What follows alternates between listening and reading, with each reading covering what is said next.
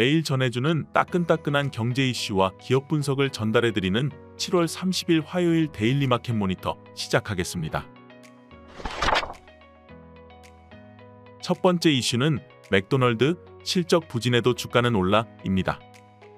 맥도날드가 메뉴 가격 인상 등 여파로 2분기 판매가 팬데믹 이후 처음으로 감소한 것으로 나타났습니다. 맥도날드는 29일 실적 발표에서 올해 4월에서 6월까지 글로벌 동일 매장 판매가 지난해 같은 기간 대비 1% 감소했다고 밝혔습니다. 동일 매장 매출의 감소는 팬데믹 기간이었던 2020년 4분기 이후 3년 6개월 만에 처음으로 나타났습니다. 맥도날드는 미국 내 매장의 경우 전략적인 메뉴 가격 인상으로 평균 결제액이 증가했음에도 방문 고객 수가 줄어 동일 매장 판매가 전년 대비 0.7% 줄었다고 설명하였습니다. 하지만 맥도널드가 부진한 수익과 매출을 발표하고도 29일 미국 증시에서 4% 상승하였습니다. 두 번째 이슈는 모건 스탠리가 픽했다. 테슬라 폭풍질주입니다. 테슬라가 29일 모건 스탠리의 애널리스트 애덤 조너스는 이날 미국 자동차 섹터의 토픽을 종전의 포드 대신 테슬라로 교체하면서 테슬라의 목표 주가를 $310로 투자 등급을 비중 확대로 상향하였습니다. 이에 뉴욕 증시에서 테슬라 주가는 전장보다 5.6% 오른 $232.1에 마감하였습니다. 조너스는 테슬라가 지난 2분기에 대규모 구조조정을 통해 향후 긍정적인 현금 흐름을 창출할 수 있는 수준으로 손익분기점을 낮췄으며 자동차 부문의 자원과 기술, 인력, 자본을 공격적으로 재배치했다고 평가하였습니다. 또한 생성형 인공지능이 촉발한 에너지 수요 증가에 따라 투자자들이 테슬라의 에너지 관련 사업에 주목하고 있으며 자율주행 외 분야에서도 테슬라가 보유한 AI 기술의 상업적인 활용 기회가 클 수 있다고 설명하였습니다. 세 번째 이슈는 로또 청약 2일차에도 청약홈 접속 마비입니다. 올 하반기 분양시장 최대어로 손꼽히는 서울 서초구 레미안 원펜타스를 비롯해 양천구 신정동 호반서밋 목동, 경기 화성시 동탄역 롯데캐슬 등 단지가 같은 날 청약 접수를 하면서 접속자가 폭주하자 접수 시간을 연장하였습니다. 한때 청약홈 접속 대기 시간은 수백여 시간, 접속 대기자는 100만 명을 넘기기도 했습니다.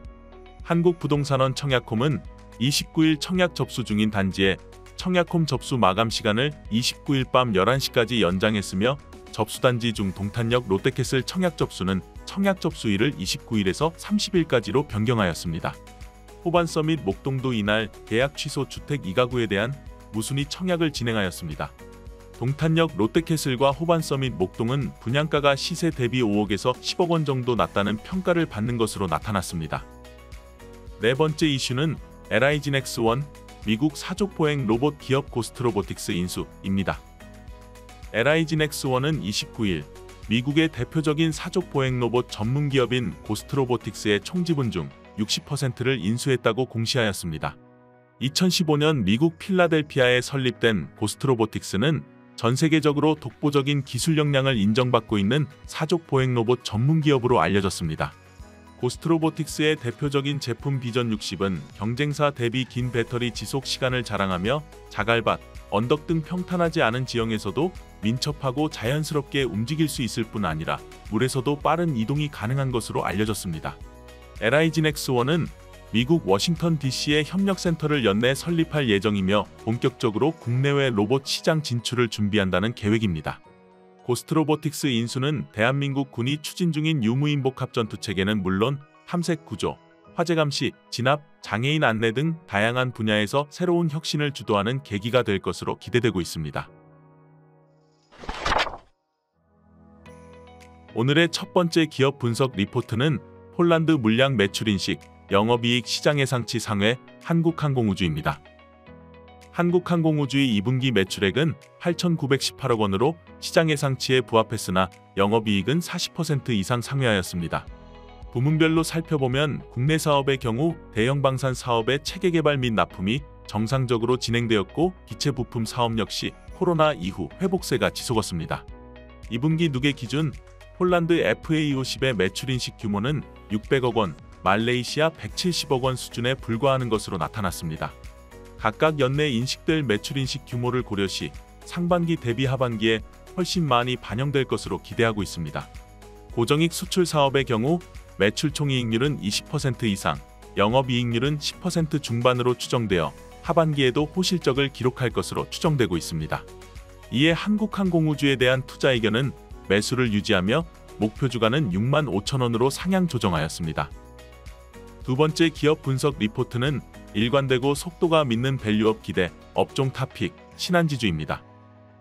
신한지주는 2024년 2분기 당기순이익 1조 4,255억 원으로 전분기 및 전년 동기 대비 각각 7.9%, 15.1% 증가했고 교보증권 예상도 5.20 상회한 견조한 이익을 실현하였습니다. 이익이 증가한 이유는 순이자 마진 하락에도 불구하고 원화 대출자산 성장에 힘입어 이자이익이 증가했고 증권 및 보험 등 자회사 관련 비이자이익도 늘었기 때문입니다. 또한 2024년 2분기 신한지주의 그룹 이자이익은 시장금리 하락에도 대출자산 성장으로 통해 소폭 증가한 이익을 시현하였습니다. 이에 신한지주에 대해 실적 및 가정치 조정으로 투자 의견은 매수를 유지하며 목표 주가는 72,000원으로 상향하였고 업종 내 탑픽을 유지하였습니다. 견조한 상반기 실적 시현으로 2024년 견조한 이익 개선이 기대되며 지난 7월 26일에 발표한 기업가치 재고 계획에 따라 속도가 믿는 주주환원이 기대되기 때문입니다. 무엇보다 과거 주가가 상승 시 우려되었던 오버행 이슈도 올해 상반기에 해소된 것으로 추정되어 주가에 긍정적인 영향을 줄 것으로 판단하였습니다. 자세한 기업 분석 리포트는 교보증권 홈페이지를 통해 확인하실 수 있습니다.